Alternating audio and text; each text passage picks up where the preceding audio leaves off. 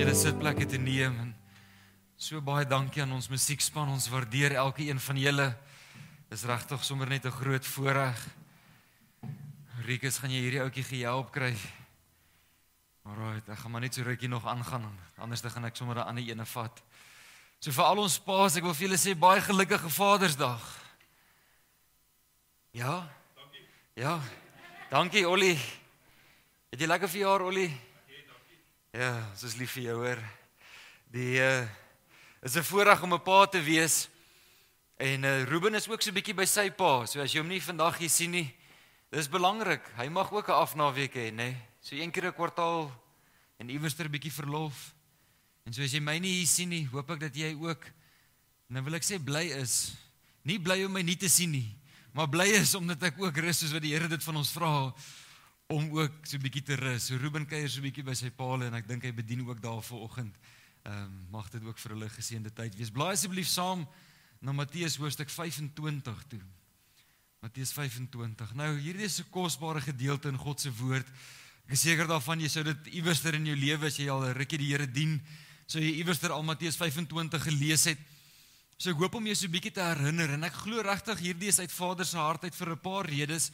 Nommer 1, die Here gesels al 'n geruime tyd met my oor hierdie gedagte, maar meer belangrik toe ek vanoggend hier inloop, ek weet nie wie's die dames wat hierdie gedoen het nie, maar julle het ook bidend oorweeg wat om te doen, want ek weet, ek het nie geweet, ons gaan oor die olie praat terwyl die lampies brand nie, maar hierdie vraag vanoggend, hierdie tema, het jy genoeg olie?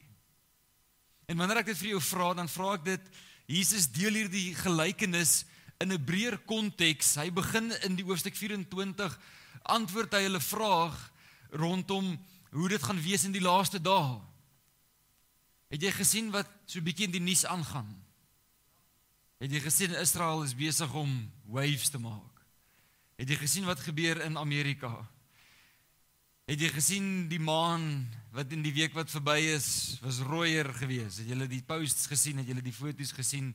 Ek het hom gesoek, maar ek kon hom nie gesien gekry het nie, maar ek seker daarvan, as jy moeite gedoen het, of bietjie meer moeite gedoen het, dan sou jy dit sien.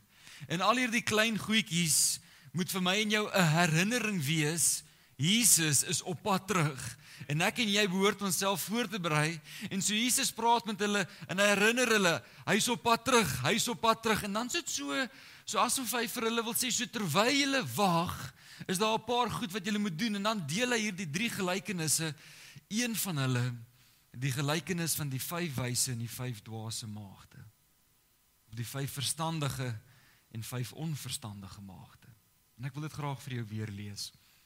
As jy dan sal die koninkryk van die hemele wees, soos 10 maagde, wat hulle lampe geneem het en uitgegaan het om die bruidegom te ontmoet. 5 van hulle was verstandig en 5 was dwaas. En toe die wat dwaas was, hulle lampe geneem, en hulle het geen olie saam met hulle geneem nie. Maar die verstandiges het olie in hulle kanne saam met hulle lampe geneem. En terwyl die bruidegom talm om te kom, ons wag al lank vir sy tweede koms, nee. Het hulle almal, die klem is almal, vaak geword, en hulle het aan die slaap geraak. En middernag was daar 'n geroep, daar kom die bruidegom, gaan uit hom tegemoet. Toe staan al daardie maagde op en maak hulle lampe gereed. En die wat dwaas was sê aan die verstandiges, gee ons van julle olie, want ons lampe gaan uit. Maar die verstandiges antwoord en sê, miskien sal daar nie genoeg wees vir ons nie, en vir julle nie. Maar gaan liewer na die verkopers en koop vir julle self. En onderwyl hulle gegaan om te gaan koop, het die bruidegom gekom, en die wat gereed was, het saam met hom ingegaan in die bruilof, en die deur is gesluit. Later kom die ander maagde ook en sê, meneer, maak vir ons oop. Maar hy antwoord en sê, voorwaar, ek sê vir julle, ek ken julle nie. Waak dan, omdat julle die dag en die uur nie weet, waarop die seun van die mens kom nie. Het jy genoeg olie? Ek wil begin met 3 opmerkings rondom die dwaase maagde. En dan gaan ons 'n bietjie kyk na die wyse maagde en wat hulle anders gedoen het. Let op dat die dwaase maagde was ook maagde. Dis krities belangrik. Wanneer ons hierdie gedeelte lees, is dit baie, baie belangrik dat jy sal sien dat hierdie was nie 5 maagde en 5 onreine vrouens gewees nie. Dit was nie die wêreld en die kerk nie. Dit was die kerk. Dit was 10 maagde gewees. Hierdie maagde beteken hulle is ingesluit by die bruid van Christus eintlik. Hulle was eintlik geroep om deel te wees. Hulle was nie uitgesluit nie, dit was nie 5 mense wat tot bekering gekom het en 5 wat nog nie tot bekering gekom het nie. Ek praat nie vanoggend met manne en vroue oor wie ek wonder of jy die Here Jesus Christus aangeneem het nie. Ek praat vanoggend met manne en vroue omdat ek jou wil aanmoedig en jou herinner dat in die goeie tye, in die tye wat ek en jy nog oor het om voor te berei, behoort ons onsself goed voor te berei. Gebruik die goeie oomblikke, gebruik die oomblikke wat ons nog kan kerk hou, gebruik die oomblikke wat ons nog vrylik kan aanbid, om seker te maak jy het genoeg olie, en dan wil ek eintlik sê, meer as genoeg olie. Nie alleen was hulle maagde gewees nie, maar hulle het ook gaan wag. Hulle word dwaase waagde genoem, maar hulle het nie by die huis gebly terwyl die ander 5 gaan wag het nie. Hulle het nie aangegaan met hulle lewens op hulle manier nie, nee, hulle het ook gaan wag, net soos wat die 10 wyses gaan wag het, so het die 5 dwaases ook gewag, en nie net alleen dit nie, maar hulle het ook hulle lampe gehad. En so jy kan al hierdie goede in ag neem, en jy kan kyk na hierdie storie van hierdie 10 maagde, en iets binne in jou mag dalk voel, maar jene kort hierdie ouens nie 'n beloning ten minste nie. Jy weet, kan ons nie iets goed sê van hierdie 5 dwaase maagde nie, weet, kan ons hulle nie komplimenteer op iets nie. En natuurlik kan jy na al hierdie goed kyk en jy kan sê, ja, miskien. Maar dit is baie belangrik om te sien hoe die bruidegom reageer. Toe hulle terugkom en hulle sê, maak vir ons oop, maak vir ons oop. Toe maak hy nie die deur 'n skreefie oop en sê, sjoe, julle was nou maagde, sjoe, julle het daarom nou gewag, sjoe, ek sien julle het daarom nou lampies, sjoe, julle het gaan olie koop, sjoe, julle het kom klop nie. Die deur is toe. En sy gaan weg, want ek het julle nie geken nie. En hierdie is nie maklik nie. Hierdie is genuine nie maklik nie.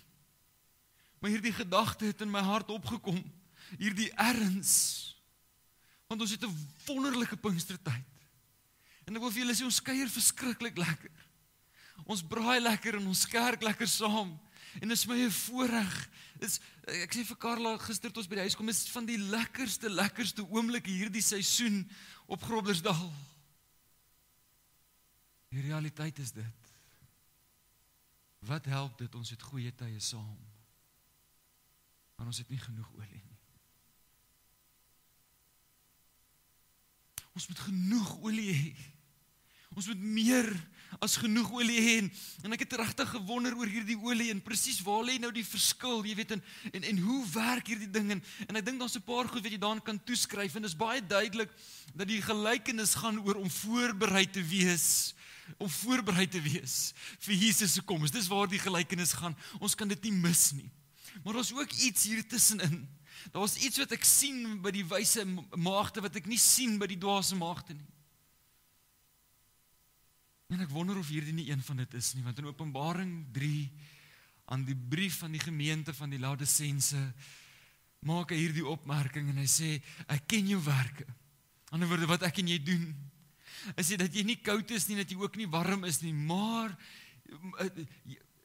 was jy maar tog warm of koud, maar nou omdat jy lou is, en nie koud of warm nie, sal ek jou uit my mond uitspoeg. Nou jy moet net iets hier verstaan.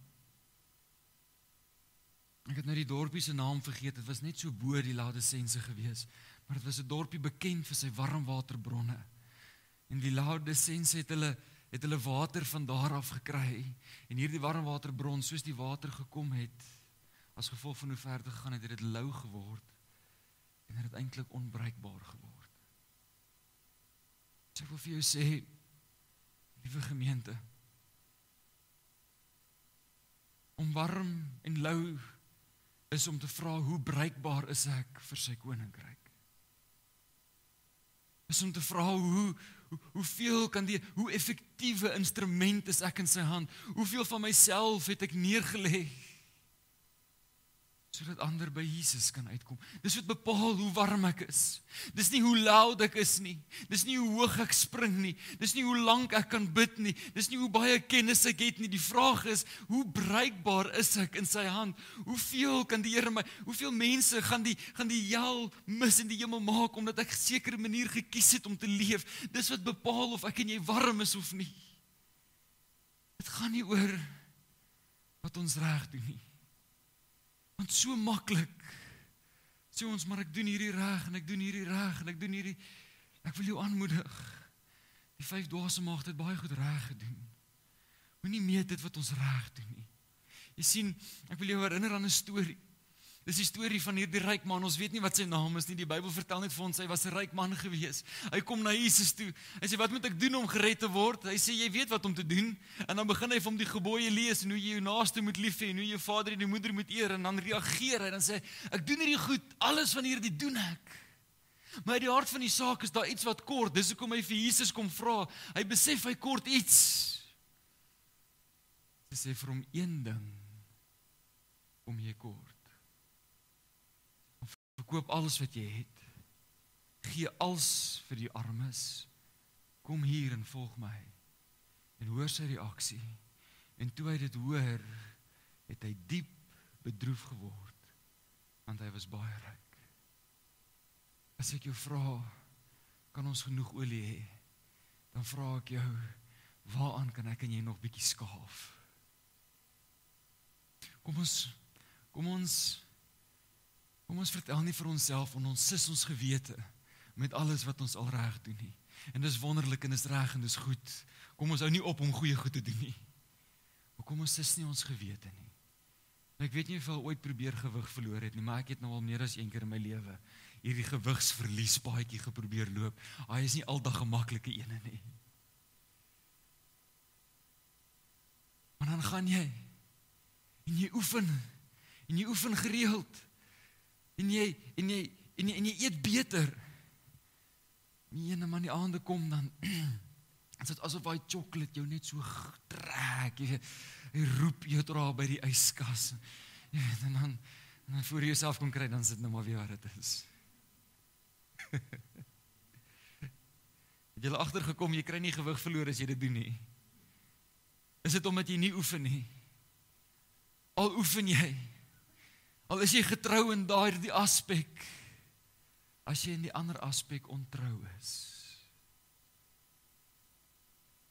Kom ons probeer nie ons goeie werke en ons slegte werke met mekaar uitbalanseer nie. Kom ons vertel nie vir onsself, ag, ek het goed bedoel, of ek is 'n goeie mens nie. Nee, 100 maal nee, om genoeg olie te hê, is om genoeg van die Heilige Gees te hê, is om genoeg oorgegee te word, is om te sê dat elke liewe area, hoe klein of hoe groot, as dit God nie verheerlik nie, moet dit uit.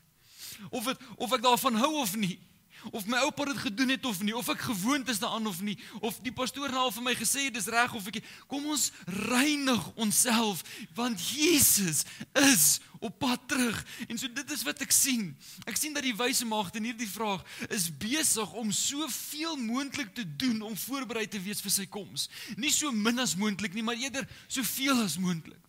Kom ons kom weg van die vraag af, maar gaan ek hemel toe as ek dit nie doen nie? Julle moet my asseblief vergewe, in hierdie seisoen van my lewe, as iemand vir my vra, pastoor, is dit 'n sonde om te? Dan gaan ek net sê ja. As jy wonder, stop dit. Kry dit uit jou sisteem uit, maak klaar daarmee. Hoekom? Want Jesus kom. En daai dag wanneer hy kom, wil ek nie een van die wees wat gaan sit en wag het nie, wat gereinig was, wat nog gemaagd was, wat eintlik veronderstel was om in te gaan, maar net omdat ek 'n bietjie olie gekort het, het ek dit nie gemaak nie. Is die deur in my gesig toegemaak. Dit gaan die hartseerste van hartseer dae wees. As ons lekker kon saam kuier, ons kon lekker saam kerk. Maar wanneer dit regtig tel, moet ons boeties en ons sissies sê, ek het net genoeg olie vir my. Ek wil hê met hierdie snap asseblief vanoggend, hoor asseblief my baie mooi. Ons moet mekaar bemoedig, ons moet daar wees vir mekaar, ons moet mekaar bystaan. Maar daar kom 'n dag, hoor dit, daar kom 'n dag, wat dit net jou eie olie is wat gaan tel.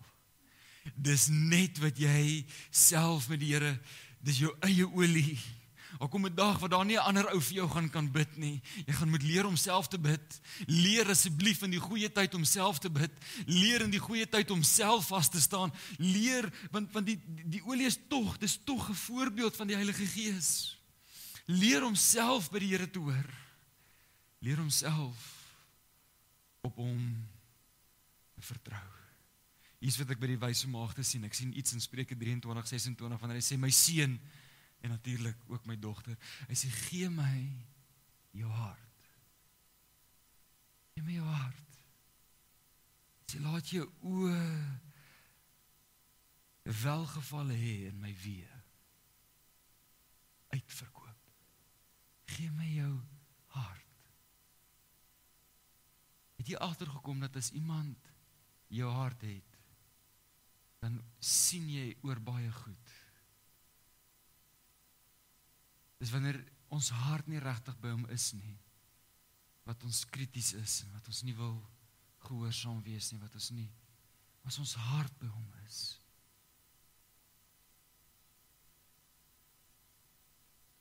En skielik raak iets wat baie moeite sou wees, net niks moeite nie. Niks moeite nie. Vra 'n ou wat passievol is oor visvang, sê vir hom, ons ry môreoggend 4:00, wat gaan hy vir jou sê? Links voor.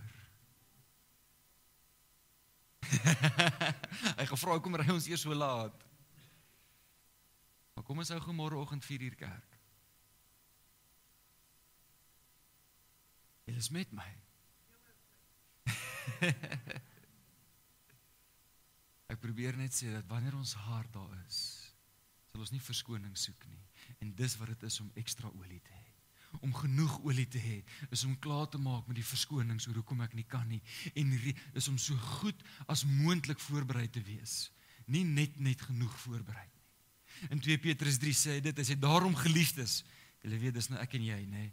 Hy sê terwyl julle hierdie dinge verwag, wat is hierdie dinge? Dit is sy terugkoms, sy wederkoms. Terwyl ons hierdie dinge verwag, wat moet ons doen? Beywer julle dat julle vlekkeloos, onberispelik voor hom bevind mag word. Vlekkeloos, onberispelik. Met ander woorde, selfs as iemand krities kyk na jou, mag hy geen fout kry nie. Dis wat dit is om onberispelik te wees. Dis onmoontlik om hom te berispe. Vlekkeloos. Vlekkeloos. Jy sien, dit help nie, jy skrob een kant van die tafeldoek en die ander een is nog vol kolle. En elke keer, as die Here met jou wil praat oor die kolle, dan herinner jy hom aan die skoon kant nie. Dis nie waaroor dit gaan nie. Dit gaan oor om 'n tafeldoek te hê, 'n hele lewe, 'n hele mens wees.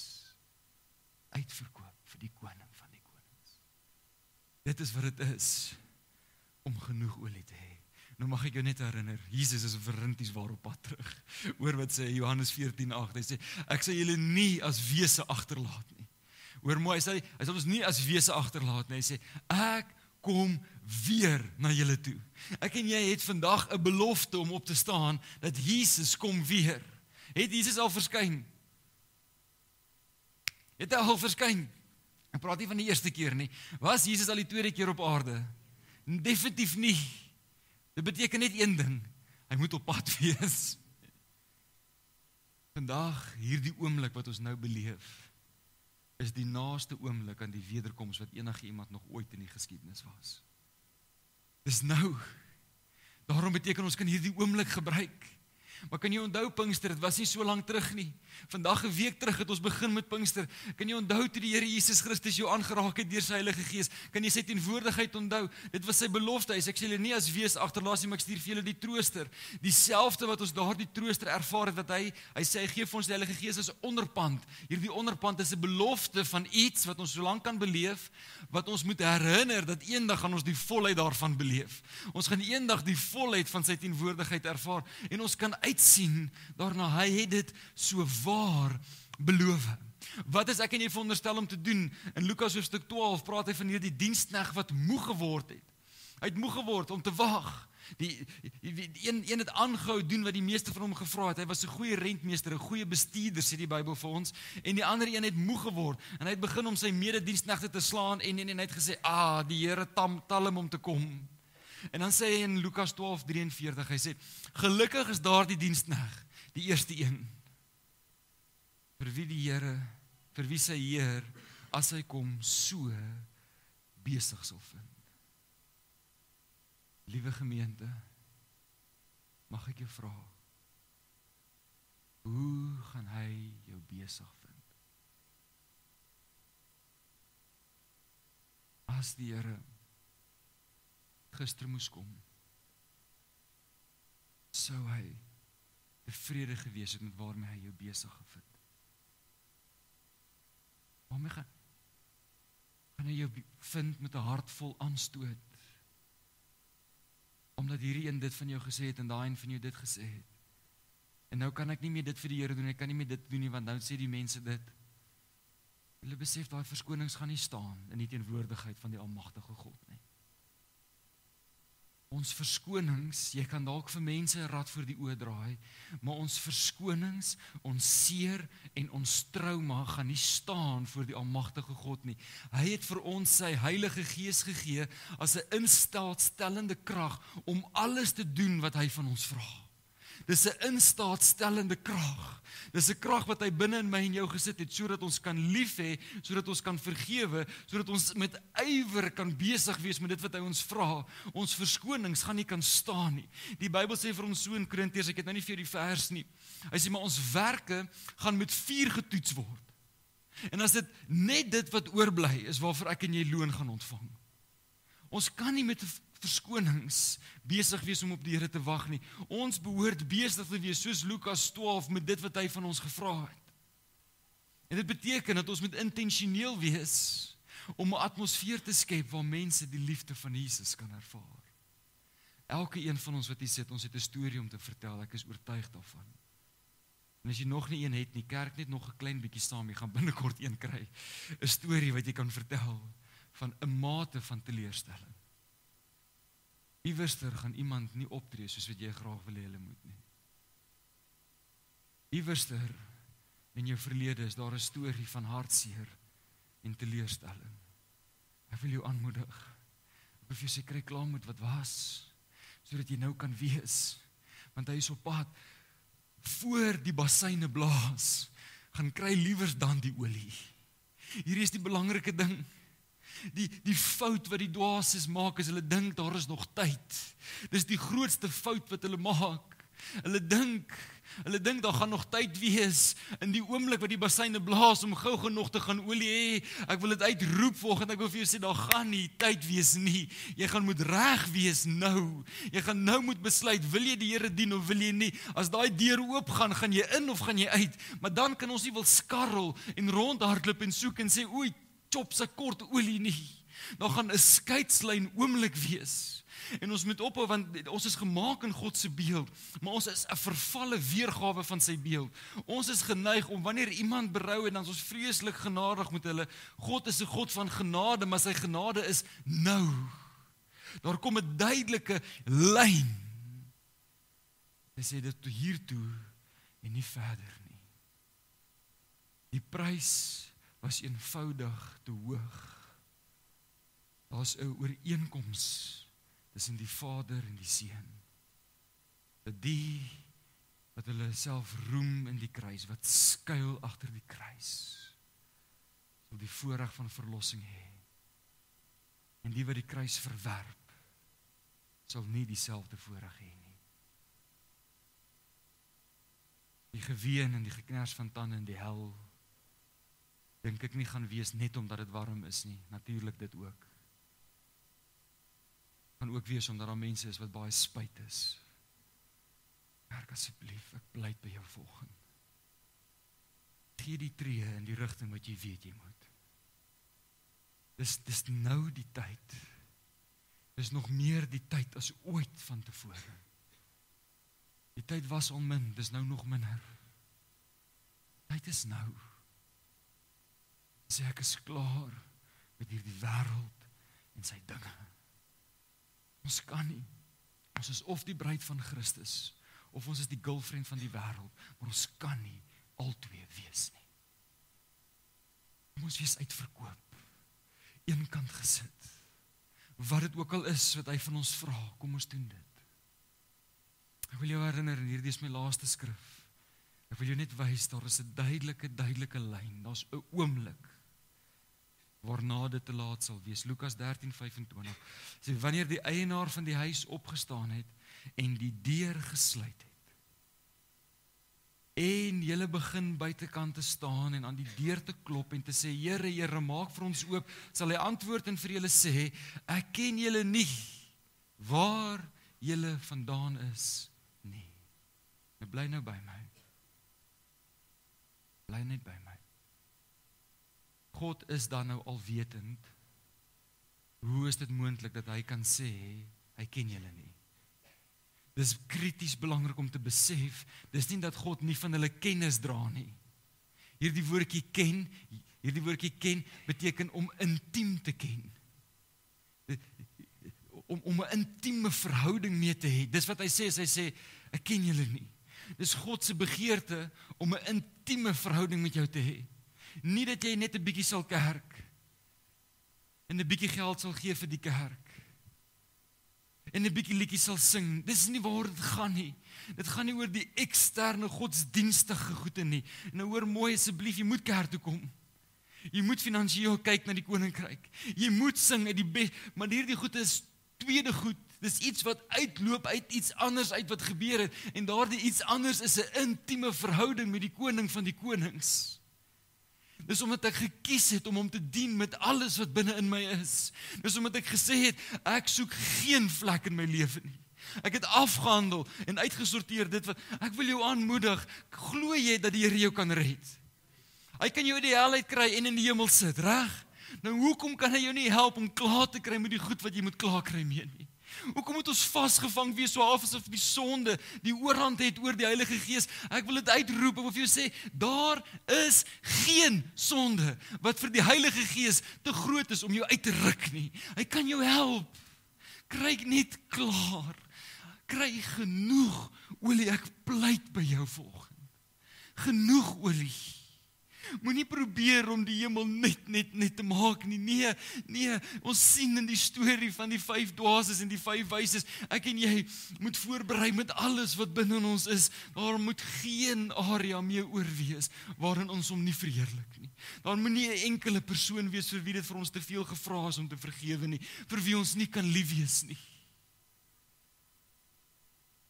Mag ons vanoggend kies omdat ons besef. Ons sien die tekens, ons neem kennis. Die Here is besig om ons te waarsku. En nie net jou oë sluit nie, is groot asseblief. Hierdie is so 'n belangrike oomblik.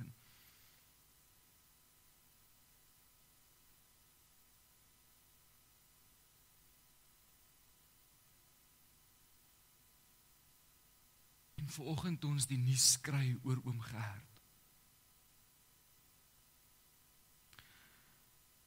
Toe kon ek nie my hart help nie.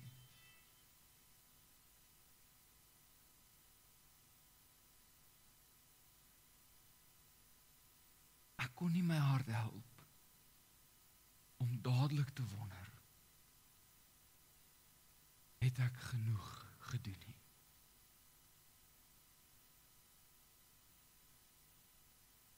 As ek geweet het, dat ek vanoggend die nuus gaan kry, dat die geleentheid vir 'n koppie koffie saam met oom Gert, ek wonder of of my skedule dalk so 'n bietjie anders sou lyk die week wat verby is.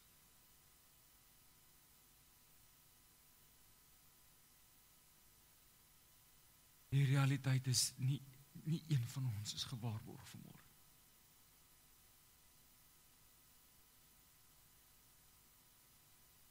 Nie een van ons. Ons weet nie eers of ons vanaand in 'n warm bed sal lê nie. Werk groot asseblief. Moenie wag vir môre en vir oormôre. Moenie wag vir jou sterfbed om te dink jy gaan dan haat die dinge wat die Here haat. En wees lief vir die dinge vir waarvoor hy lief is. Die rede hoekom die Here sonde haat is omdat hy weet hoeveel verwoesting dit in ons lewens bring. En ek is die eerste een vanoggend om te sê, Here, ek wil seker maak. Ek wil seker maak ek het genoeg olie. Miskien moet ek 'n bietjie langer bid. Miskien moet ek 'n bietjie verder gaan. Miskien moet ek so 'n bietjie ander goed en miskien moet ek my ritme so 'n bietjie in die rede val. Ek is die eerste een om te sê, Vader, asseblief genoeg olie.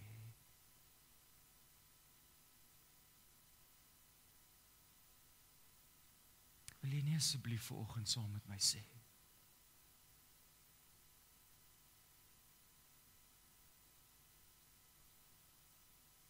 Here, ek wil genoeg olie. As dit ook jou begeerte is, wil jy nie asseblief saam met my net opstaan nie.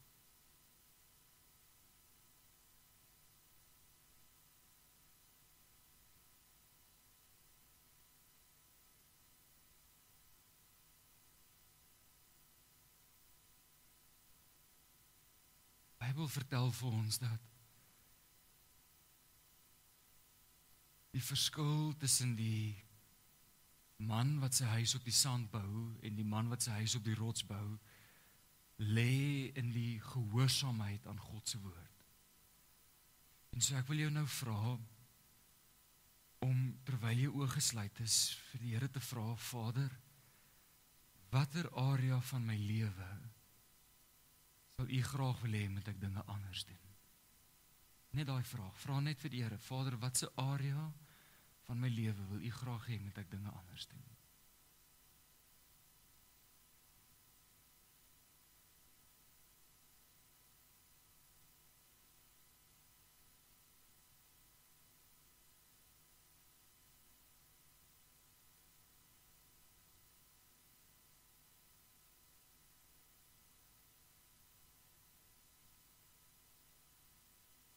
Net herinner, hierdie hoef nie noodwendig sondige gewoontes te wees nie. Dit kan net swak gewoontes ook wees. Enige iets wat van ons lou maak, onbruikbaar vir die Here. Enige iets wat ons tyd steel, wat ons veronderstel is om erns te meen met hom. Ons bid net saam, en Vader, nou bid dat U deur U Heilige Gees in hierdie oomblik, elke een van ons, Here, mag ons oë gerig wees op U. Here, ons wil ontvang uit U hand uit, meer van U Heilige Gees, wat ons krag gee, wat seker maak, wat ons help om seker te maak, dat ons genoeg olie het vir die dag wat ons U gaan ontmoet. Here, ons wil nie hierdie tyd buite die deur, maar net omsit nie. Here, ons wil besig wees met dit waarmee U ons geroep het om besig te wees. Here, mag daar geen area in ons lewens wees, wat ons U nie verheerlik nie. Here, mag ons man en vroue wees van oorwinning. Mag ons man en vroue wees, Here, wat met deernis U aangesig soek, met ywer en met passie, ons alles op die altaar sit. Here, ek wil nou bid vir daai 1 of 2 dinge, wat ons doen wat U nog nie verheerlik nie. Ek wil bid, Here, dat U nou in elke man, elke vrou, elke kind se hart 'n plan sal gee. Vader, ons wil U uitstap en los dit wat ons moet los, en aangryp wat ons moet aangryp. Want ons weet, U is op pad.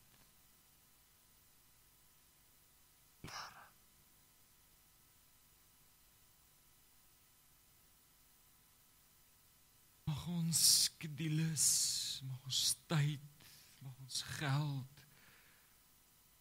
mag ons werk, mag elke area van ons lewens, mag ons huwelike duidelik spreek dat ons manne en vroue is wat U koms verwag. Mag ons dit doen, bekragtig deur die Heilige Gees. Here, mag ons dit doen omdat ons genoeg olie het. Ek bid dit in Jesus naam. Amen. En amen.